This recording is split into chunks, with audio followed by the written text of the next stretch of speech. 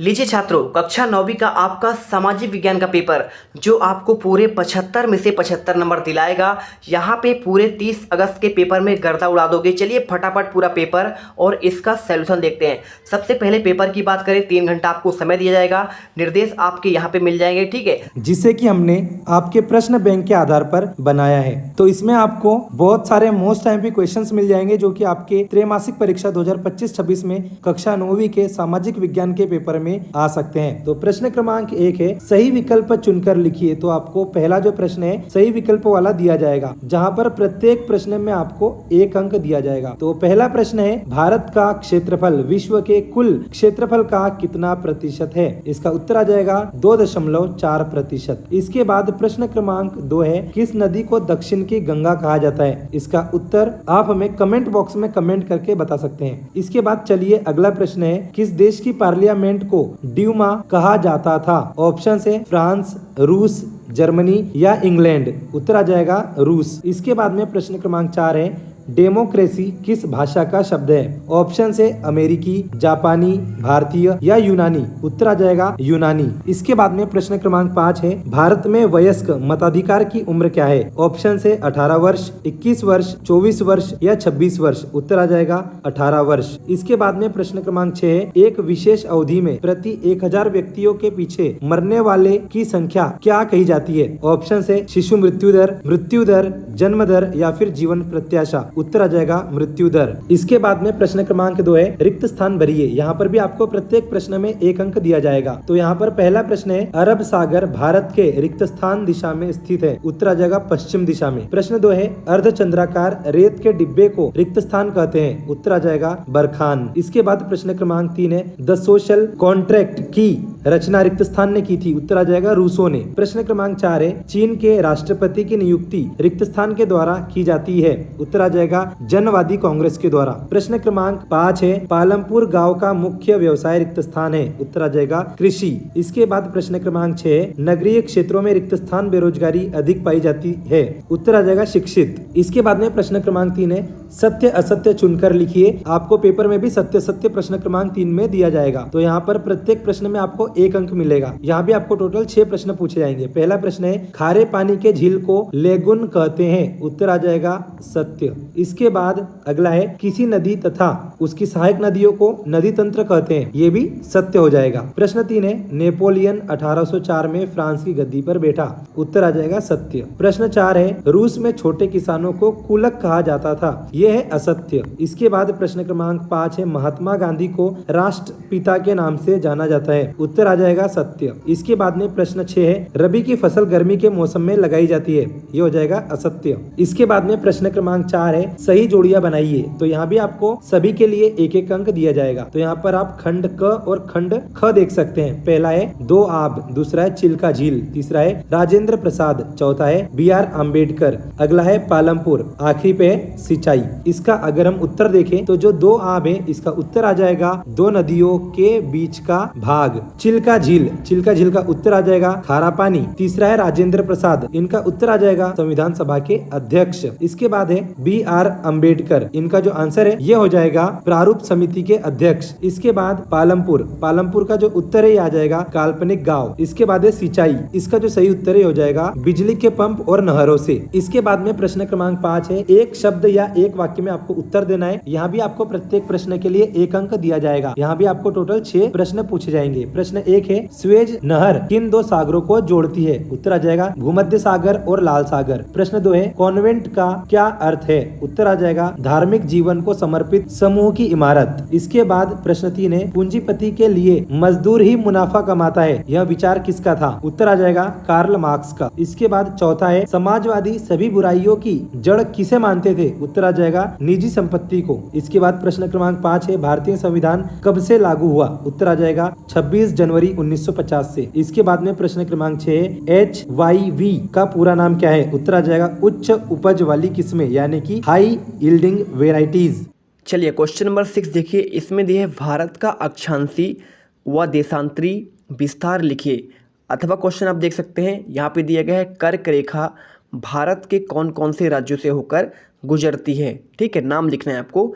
इसके बाद क्वेश्चन देखिए आपका जो है 7वां आता है, इसमें पूछा गया है तराई क्या है, अथवा क्वेश्चन भावर क्या है, आपका ये पूछा गया है। ठीक है, तो आप इसे देखिए पूरा करेंगे। क्वेश्चन जो आपका 8वां है, यहाँ पे आपका पूछा गया है नमामि गंगे परियोजना क्या है। ठीक है, इसके बाद अथवा क्वेश्चन देखिए पूछा गया है प्रायद्वीपीय भारत की नदियों को 2 प्रमुख आपको विशेषताएं बतलानी है। अभी मैं आपको सभी के आंसर दे दूंगा। पहले क्वेश्चन देखिए, अथवा क्वेश्चन आपका इसमें देखिए क्वेश्चन 9वां नंबर देखिए, इसमें आपका पूछा गया है गिलोटिन क्या है।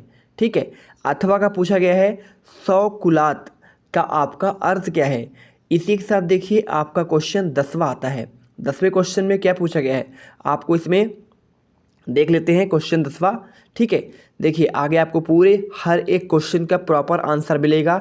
बस आपको ध्यान से क्वेश्चन देखने हैं और इसके बाद आपको आंसर इनके रट लेने हैं। ठीक है, क्योंकि ये क्वेश्चन रटने के बाद आपके पूरे यहाँ पे पेपर कंप्लीट हो जाएगा। तो देखिए आपका क्वेश्चन 9वां जो दिया गया है गिलोटिन क्या है, आपका ये पूछा गया है। ठीक है, तो आपको ये देखिए आपका 10वां क्वेश्चन की बात हो रही थी, फ्रांस में दास कैपिटल का उन्मूलन कब और किस प्रकार हुआ। अथवा का देखिए रूसो कौन था, फ्रांस की राज्य क्रांति में इसका क्या योगदान था।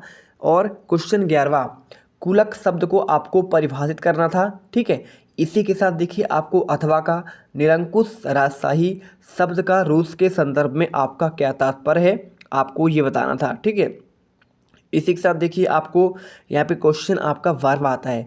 12वें क्वेश्चन में आपको पूछा गया है लोकतंत्र क्या है। अथवा क्वेश्चन देखिए यहाँ पे आपका जो पूछा गया है लोकतांत्रिक सरकार की मुख्य आपकी विशेषताएं क्या है। इसी के साथ देखिए क्वेश्चन आपका जो आता है 13वां, इसमें आपका पूछा गया है यहाँ पे रंग भेद के बारे में। तो आपको बताना है रंग भेद क्या है, और अथवा चाहो तो आप कर सकते हैं। देखिए संघीय सरकार किसे कहते हैं, ये क्वेश्चन पूछा गया है। इसी के साथ देखिए आपको यहाँ पे मिल जाएगा 14 नंबर क्वेश्चन, इसमें आपका पूछा गया है कार्यपालिका पर विधायिका द्वारा अंकुश कैसे लगाया जाता है। आपको इसका क्वेश्चन अथवा क्वेश्चन देखिए प्रस्तावना का आपका अर्थ स्पष्ट कीजिए। ठीक है, आपको ये पूरा बताना है। देखिए आपका 15वां यहाँ पे कार्यशील पूंजी और भौतिक पूंजी की बात कर रहा है। ठीक है, 16वां रबी और खरीफ फसलों में कोई 2 अंतर, और पालमपुर में गैर कृषि क्रियाएं कौन कौन से हैं, ये क्वेश्चन देखिए आपको यहाँ पे सिंपल सा आपका पूछा गया है। कोई आपका यहाँ पे टेंशन वाली बात नहीं है, हर एक क्वेश्चन का आंसर मिलेगा। क्वेश्चन देखिए आपका 17वां यहाँ पे आर्थिक एवं गैर आर्थिक क्रियाओं में आपको अंतर बताना है।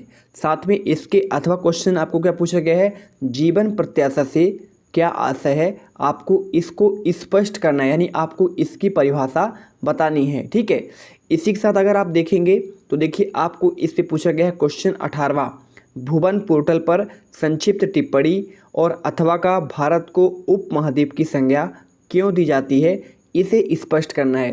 क्वेश्चन इसके बाद आपका आता है 19वां, इसमें आपको बांगर और खादर में अंतर बताना है। बहुत बेहतरीन क्वेश्चन है। और साथ में देखिए भारत के पूर्वी घाट और आपके पश्चिमी घाट में आपको अंतर यहाँ पे पूछा गया है। साथ में आप देखेंगे क्वेश्चन आपका जो 20वां दिया गया है, इसमें जनसंख्या की गुणवत्ता निर्धारित करने वाले कारकों को समझाना है। साथ में देखिए आपको इसमें क्वेश्चन जो है आपका इसके अथवा का है किसी भी देश में मानव संसाधन पर निवेश देश में समृद्धि लाता है, आपको इसे स्पष्ट करना है। आपके 3 नंबर क्वेश्चन है। ठीक है, इसी के साथ देखिए क्वेश्चन आपका 21वां आता है, ये आपके 4 नंबर क्वेश्चन आ जाएगा यहाँ से। तो मताधिकारी आंदोलन से क्या तात्पर्य है, आपको समझाना है। साथ में अथवा क्वेश्चन जो आपको दिया गया है देखिए इसमें यहाँ पे क्या पूछा है Russian social democratic workers party पर टिप्पणी, और साथ में 22वां लोकतंत्र के पक्ष में कोई 4 तर्क। अथवा क्वेश्चन देखेंगे तो लोकतंत्र में राजनीतिक समानता की अवधारणा की भी बात कर रहा है। साथ में आपको यहाँ पे इसका महत्व भी बताना है।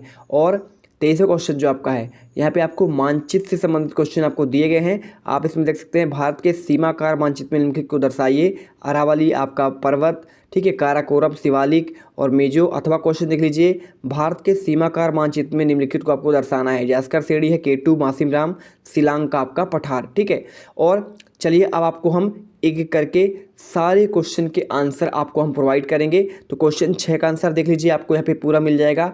फटाफट स्क्रीनशॉट करिए और इसका आंसर जल्दी से रट लीजिए, ठीक है, क्योंकि ये आपके IFP क्वेश्चन 100% आपको आने देखने को मिलेंगे।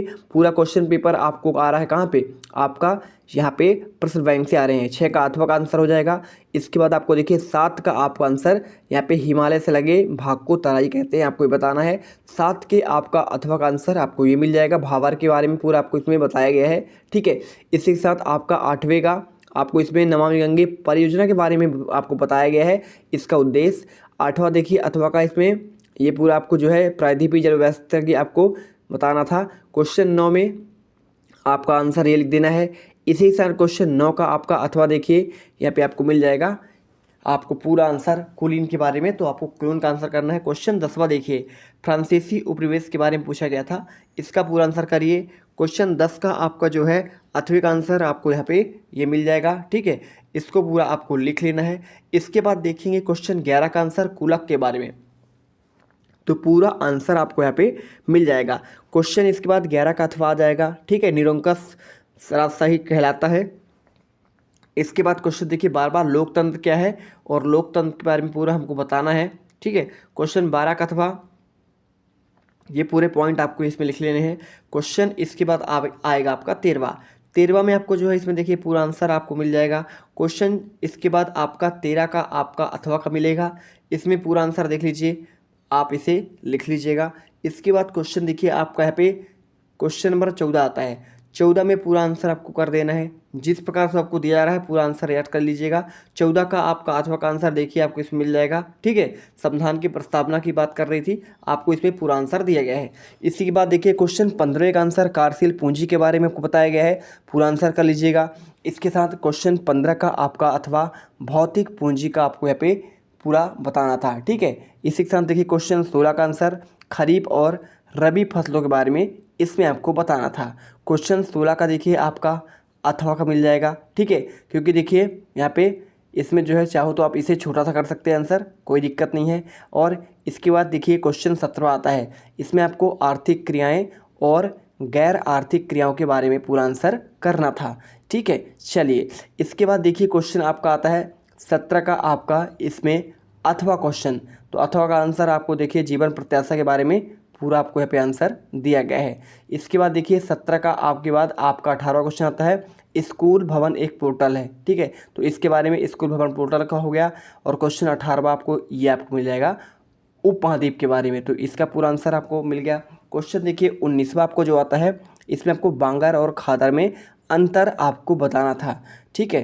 क्वेश्चन 19 के अगर हम बात करें अथवा का, तो आपको देखिए सिंपल में पूर्वी घाट और आपका पश्चिमी घाट के बारे में पूरा पूछा गया है, ठीक है, तो आप ये कर लीजिएगा। इसके बाद देखिए आपको यहाँ पे सिंपल तरीके से क्वेश्चन अगला मिल जाएगा, क्वेश्चन नंबर आपका 20वां, ठीक है, तो जनसंख्या गुणवत्ता निर्धारित करने वाले कारकों के आपको यहाँ पे नाम बताने हैं। और क्वेश्चन 20वें का आंसर देखिए मानव संसाधन के बारे में, इसमें पूरा आपको आंसर बताना था। क्वेश्चन आपका देखिए 21वां मताधिकार आंदोलन से तात्पर्य, इसमें आपको बताना था, तो पूरा आंसर मिल गया। क्वेश्चन आपका 22वां देखिए लोकतंत्र परिवर्तन के लिए हम आपका आप पूरे देखिए लोकतंत्र के बारे में पूछा गया था, इससे क्वेश्चन 22 का आंसर कर लीजिए। क्वेश्चन इसके बाद देखिए आपका 23वां आता है, इसको आपको यहाँ पे मानचित्र में दर्शाना था, काराकोरम, जास्कर, अरावली, शिवालिक श्रेणी, मिजो पहाड़ियाँ, शिलांग का आपका देखिए इसमें हो गया, और आपका मासिम राम, ठीक है, तो फटाफट आंसर कर लीजिएगा। इस प्रकार से पूरा पेपर यहाँ पे आपका कंप्लीट होता है। मिलते हैं